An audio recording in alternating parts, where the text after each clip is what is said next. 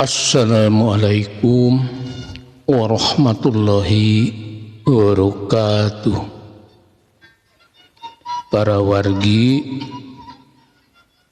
dulur simkuring anu salawasna teulah mikareus tur mikasono kana dongeng-dongeng Sunda pidangan simkuring nuju di mana we ayana anu caketna anu tebihna pon kitu deui kana nuju ngalanglang buana di mancanagara.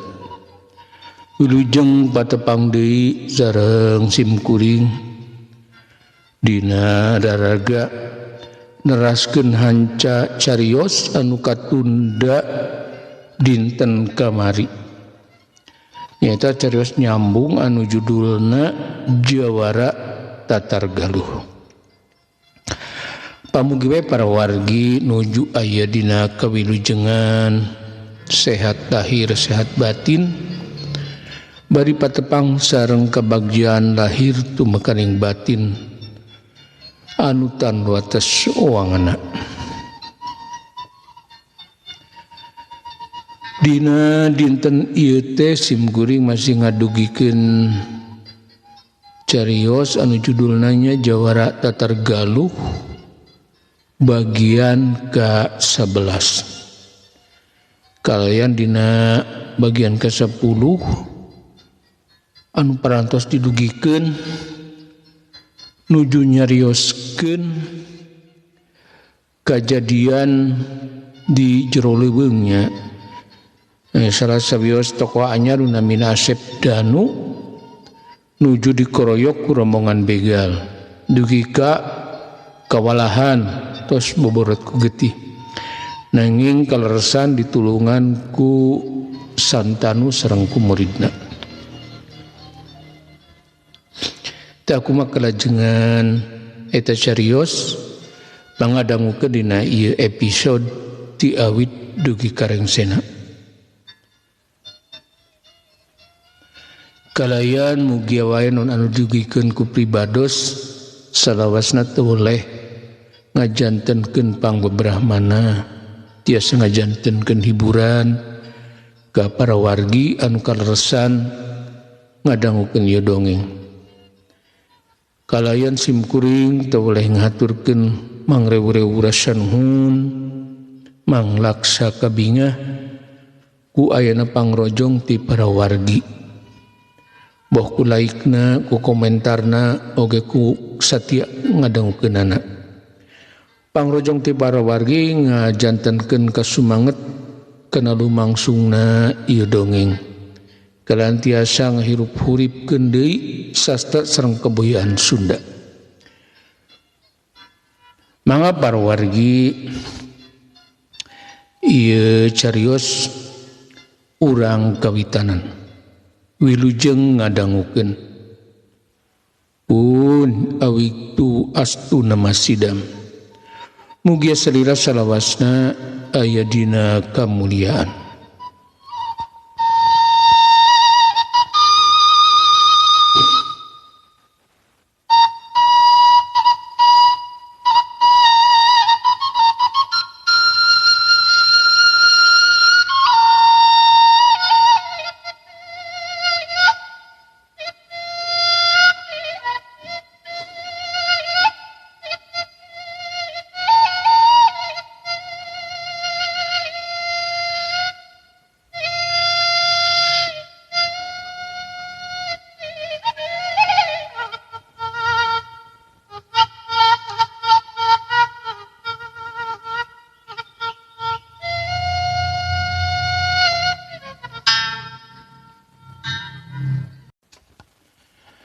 Jawara Tatar Galuh bagian ke-11 karyana Andang S. Argayuda.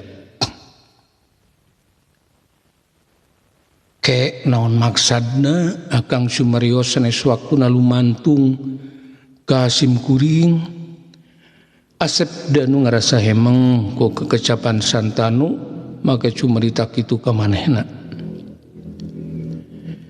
Kieu ai Kahiji anu boga ngaran si Sambernyawa teu puguh di mana dumukna.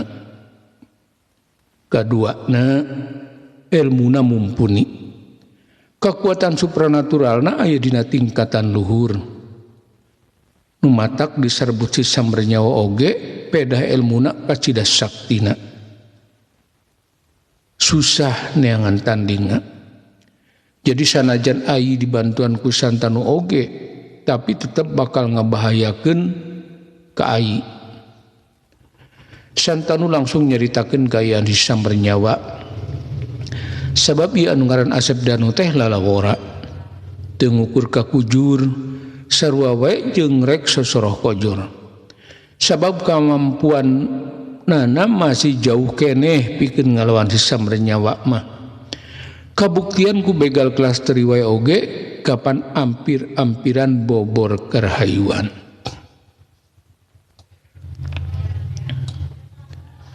Ke punten.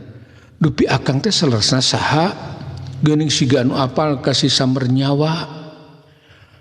Asep Danu beuki hemeng ku ieu jalma anu nganulungan manehna. Sabab bet siga anu apaleun kana sepak terjangna si Sambernyawa. Akang anu katelah Santanu jalmi anu keur dipilari ku salira. Santanu sanggeus meunang kepastian kana maksud ieu jalma langsung ngabejakeun saha ari manehna. Masya Allah Kang, hapunten abdi manawi teh sanes Kang Santanu. Asep Danu maning ngarenjag manehna kabobodo tenjo teu eungeuh yen ieu jalma nulungan manehna teh horeng Santanu. Atuh haritakeun Asep Danu langsung nyuksruk minta dihampurakan Santanu bari deui-deui ngucap nganuhunkeun.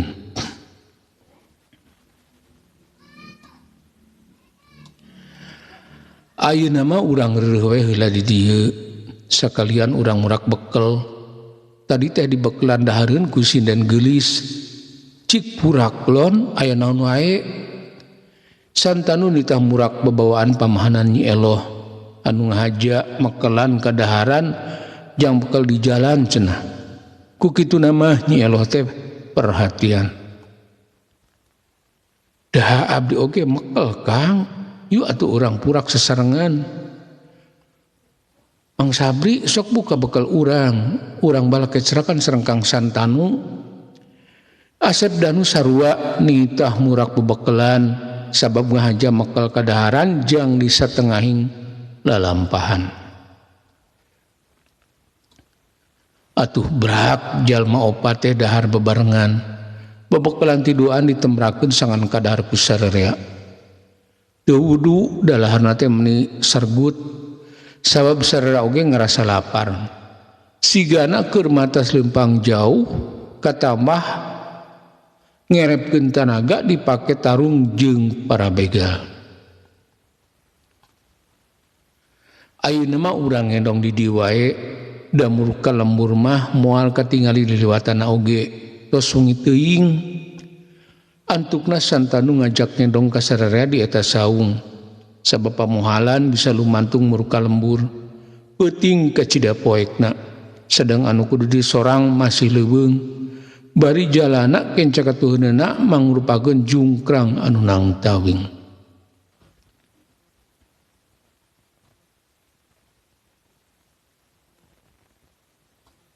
Mohon Kang, sakieu oge untung mendak saung. Da pamuhalan tiasa lumantung dina wanci kieu teu sanggem lumampahna oge. Asep Danu nya tujuan kana karepna Santanu dare kumaha deui peuting ka cidapoekna.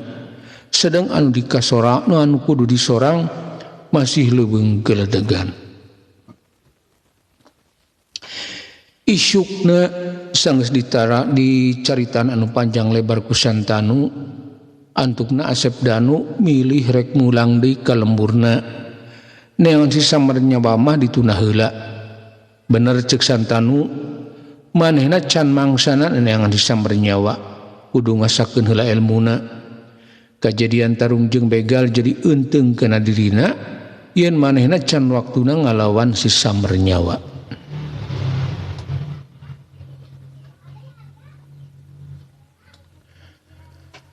cag urang tunda heula nyaritakeun Santanu oge Asep Danu. Urang nyaritakeun heula lalakon sejen anu aya hubunganna jeung ieu carita. Urang nyaritakeun heula tokoh anyar anu bakal milu ngaramekeun dunya kajawaraan dina ieu carita.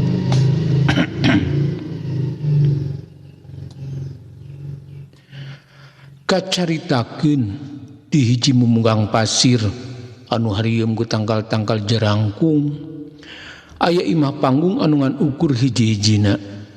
Imahna teu sabaraha gede tapi buruanana lega tur resik siga anu alus piara. Kekembangan dina juru-juru buruan mekar arendah wawangina nyambuang ka sabudeureun buruan. Angin humiliwir lirih ningtrimkeun ati. Pemandangan anu kasawang plung-plong ka cida endahna. Di jero imah panggung aya dua urang awewe keur diuk pareup-pareup. Anu saurang mah geus nini-nini, anu saurang deui mah saurang wanu jangora. Siga anu keur uplek ngawangkong bangun ka cida dariana. Kaciri wanu jangora teh meni mendek kok bangun ajri. Siga anu kacida hormatna ka eta awewe anu geus kolot.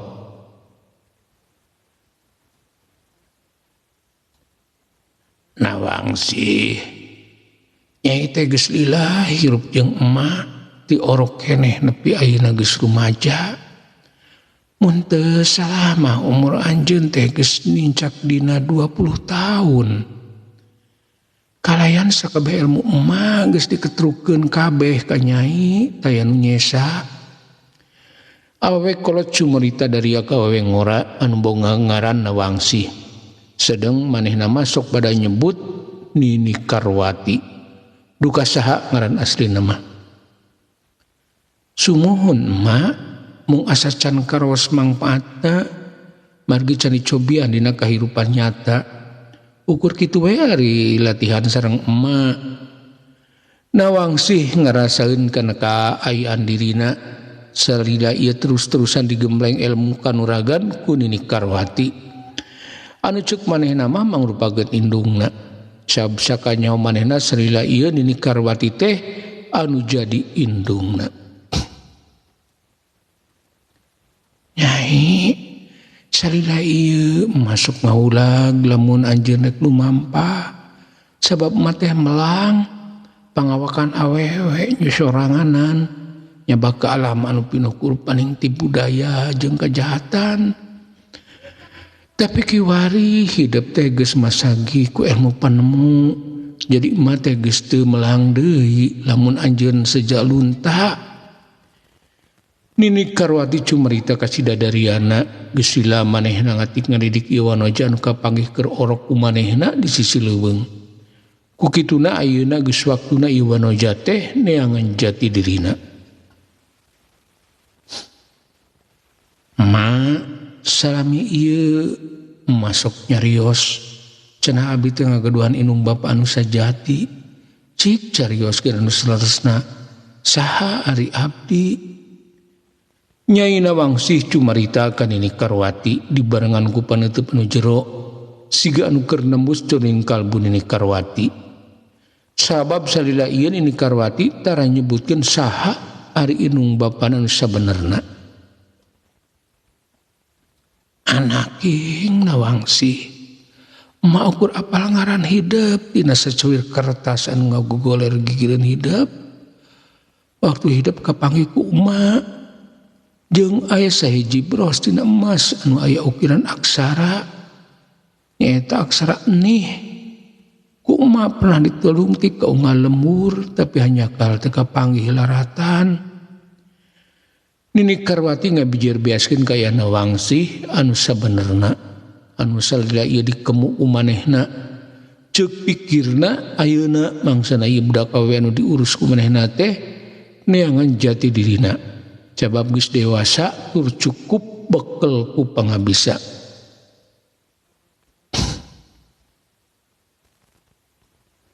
Cik atuh punten ningali brosna emak.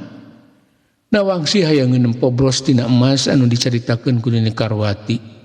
manehna kacida panasareunana sabab sanajan sila ieu manehna ngarasakan nyaah tur kadeudeut ti Nini Karwati ka manehna tapi tetep hayangeun apal kana jati dirina anu sabenerna.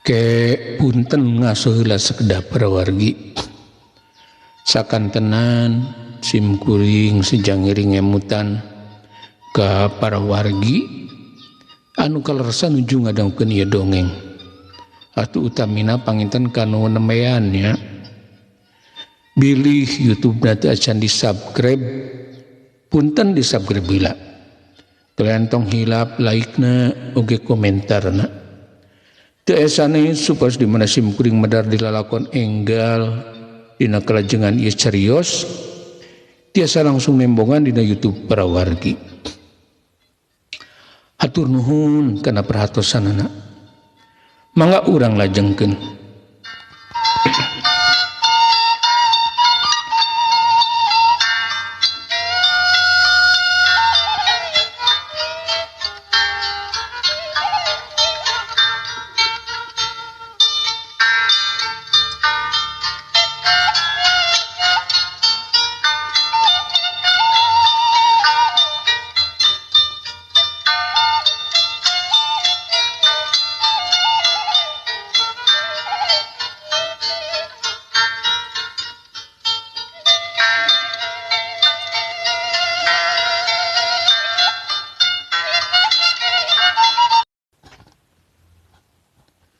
Ya, Nyai, salila ieu disimpen ku emak. Ayeuna geus mangsana dibikeun ka Nyai. Sabab Nyai geus dewasa. Geus mangsana apal kana jati diri anu sabenerna. Nini Karwati cumaritana bari ngasongkeun perhiasan tina emas anu mangrupakeun bros atawa hiasan pikeun awewe. Eta bros teh ngawujud kembang malati. Kalian dasarna mangrupakeun aksara enih. Janten ieu perhiasan teh anu janten tanda kanggo mika nyaho saha ari abdi ma nawangsi narima eta perhiasan bari cumalimba mang pirang rasa ngaderak ngagalura sajeroeun dadana.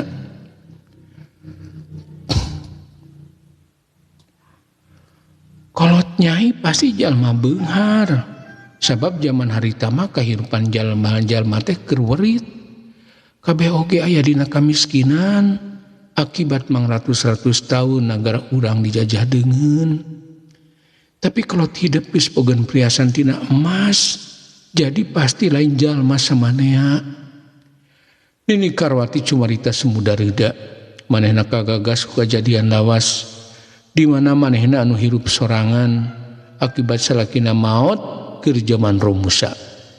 Tapi kahirupanana jadi robah sanggeus mangih orok awewe. Kasumanget hirupna hudang deui.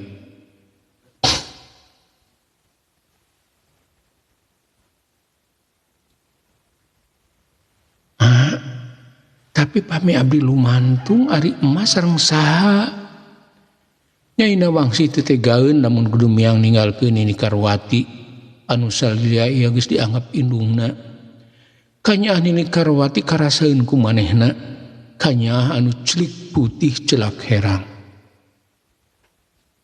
Tong hari wangku emak anaking, emak masa najan geus kolot tapi masih kena jag-jag. Lain mah ngajujurung ka hidup, tapi jati diri hidup leuwih utama. Jeung deui itung-itung ngalalana, neangan pangalaman bari mecak pangabisa anu salila ieu diwarah ku emak. Nini Karwati mereka semangat kana wangsih supaya ulah mangmang dina tujuan anak. Sebab Nini Karwati hayang ngenempo na wangsih aya dina kabagjaan bisa hirup dina kahirupan anu bener. Da kapan jeung manehna mah ukur disangsarakeun.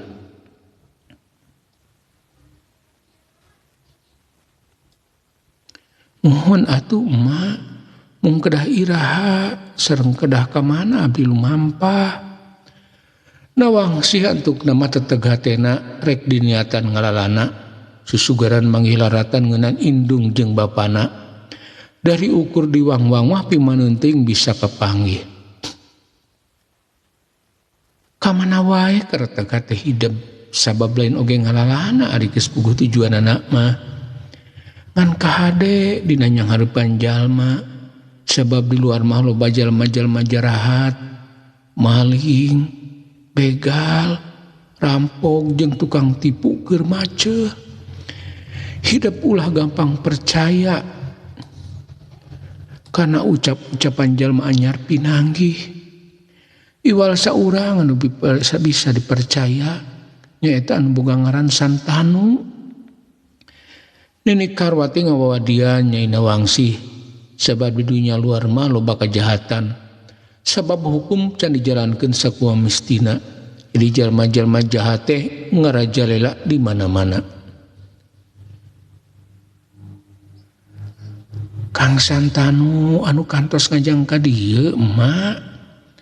Nyai Nawangsih ingeteun ka saurang jajaka anu kungsi nganjang ka imahna.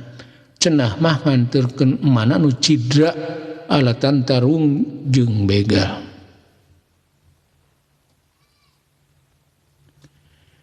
Nya eta hidup oge pasti inget keneh kana rupana. Ngan eta anu bisa dipercaya di dunia kajawaraan mah. Sebab manehna saurang jawara anu jujur tur tukang bebela kanu keur aya dina katunggara. Nini Karwati nganyakeun kana ucap-ucapan Nyai Nawangsih sabab sapamanggih manehna ukur eta-etana jalma anu bisa dipercaya mangsa harita.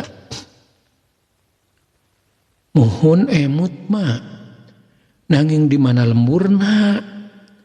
Nyai Nawangsa tetelepek ka Nini Karwati hayangeun apa lemburna Santanu sugan bisa kasamper ku manehna dina geusan ngalalana.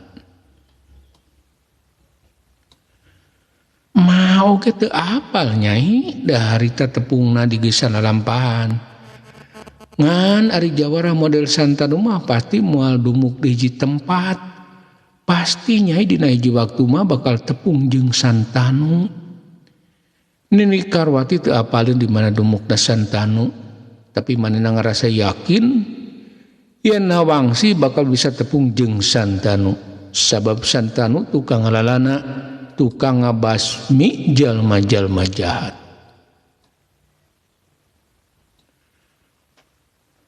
Poe isukna Nawangsih ngabuleutkeun niat saja ngalalana, susugaran manghilaratan ngeunaan indung jeung bapana. Memehjung Nawangsih nyuksruk sungkem ka Nini Karwati. Anu salila ieu jadi indungna. Kanya jeung kadeuh Nini Karwati karaseun ku Nawangsih. Kanya anu lir ka anakna pituin. Jung anaking ulah mangmang. Kabisa hidup da ilmu kanuragan lain dalawarakeun. Mate baheula mah jawara awewe anu kakoncara. Jadi tong kudu hariwang ku jalma-jalma jahat. Ieu aya duit meunang kumpul jang bakal hidup di geusana lampahan. Nini Karwati ngajurungkeun Nawangsih sanadyan hatena mah kacida beuratna. Tapi lalakon Nawangsih kudu dipilampah supaya kapanggih saha ari manehna. Cumaritana bari ngasongkeun duit anu meunang kumpul dina waktu anu lila.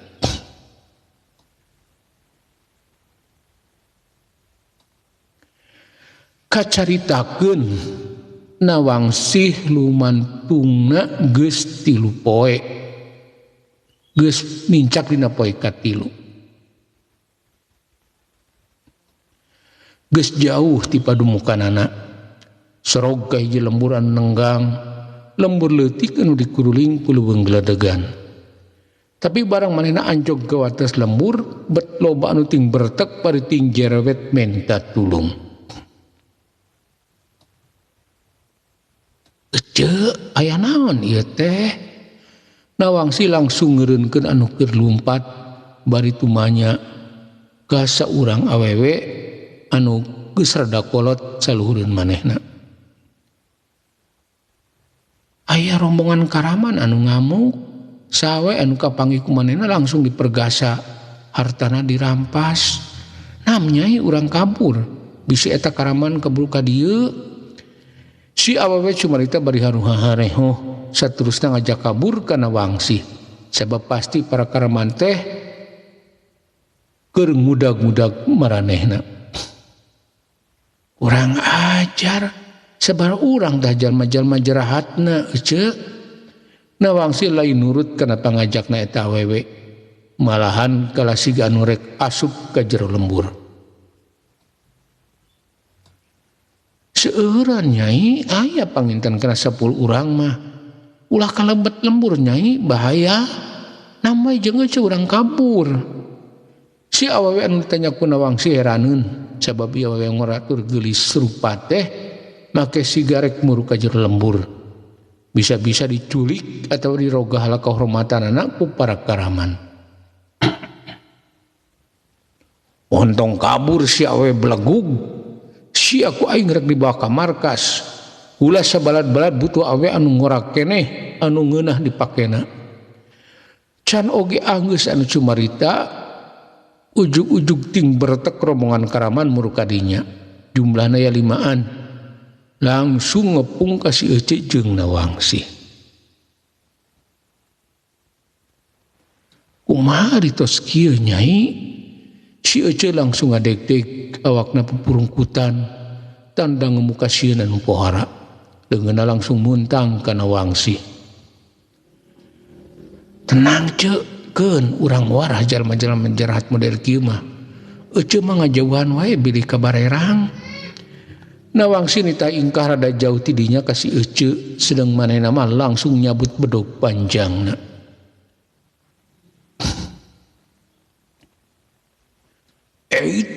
Ning aya awewe anu rek sesoroh ojor.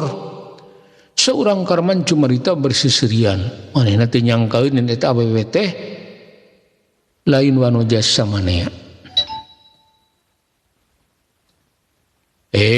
Jalma-jalma aredan.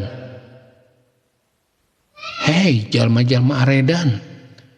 Maraneh kudu diwarah sabab geus yen ketelengesan ka ieu warga lembur. Nawangsi langsung cumarita galak ke para Karaman. Manehna teu ieu ngarasa sieun sabab dina lengkah-lengkahna oge geus kabade ku manehna yen ieu para Karaman teh ukur jawara-jawara biasa. Gelis-gelis ning galak. Ceuk kula mah tibatan ngalawan mending sumerah wae. Sabab kula sabalad-balad oge meuli tandasa ukur rek dibere kanikmatan. Seorang Karaman anu ketempona sina gedugna cumarita anu matak ngahudang amarah ka Nawangsi. Kurang ajar garong edan. Ciat. Nawangsi teu bisa nahan dirina sabab ucap-ucapan eta Karaman teh pikeun sebeleun. Awakna langsung jumorelat bedog panjangna kumolebat ka cidat cepetna. Aduh ieu anu ti tadi cumarita kawan Nawangsi langsung ngagoak. Manehna teu bisa ngahindar tina panarajangna Nawangsi. Gerakan Nawangsi kumolebat nanding kilat jadi teu kabade ku manehna. Bedog Nawangsi kaburu ngabeset dadana. Getih langsung ulawaran tina dadana. Saterusna sesampoyongan ngajauhan Nawangsi. Urang ajar koroyok batur-batur. Karaman anu 4 urang ka Cidamurka nempo baladna langsung numprak ka beunangan bedog ku eta awewe. Ku kituna harita kenan opatan jlung-jleng narajang Nawangsi. 4 bedog ting kolebat ngarah awakna Nawangsi. Siap. Nawangsi teu nyingkah tapi langsung ngabentak bari ku molebat mapag panarajang musuhna. Bodog panjang na ngahiuk dina jurus kincir mui. Sakabeh panarajang musuhna bisa ditadah ku bedogna. Kalian sanggeus nadah panarajang musuhna ngan sakilat bedogna wangsi ku molebat dina gerakan bulan sabit. Beres bedogna wangsi ngagak beres ka salah saurang musuhna. Aduh tobat. Seorang karamanan keur ngoroyokna wangsi langsung ngoceak. Awakna boborot ku getih. Saterusang gedebut ni bandemah. Deungeunna langsung nungkup beuteungna anu gudawang kasabet bedogna wangsi.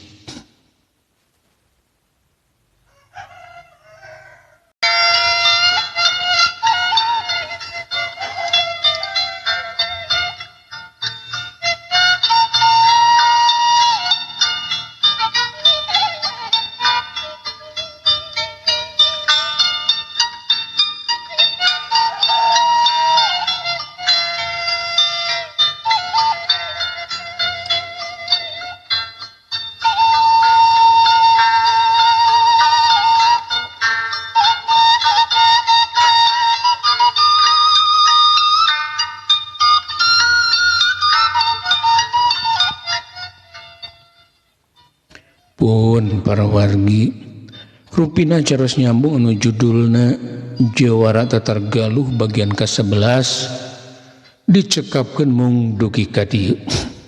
Enjing atanapi pageto manawi umur urang diparang panjang tiasa patepang deui dina kerajengan ieu carios.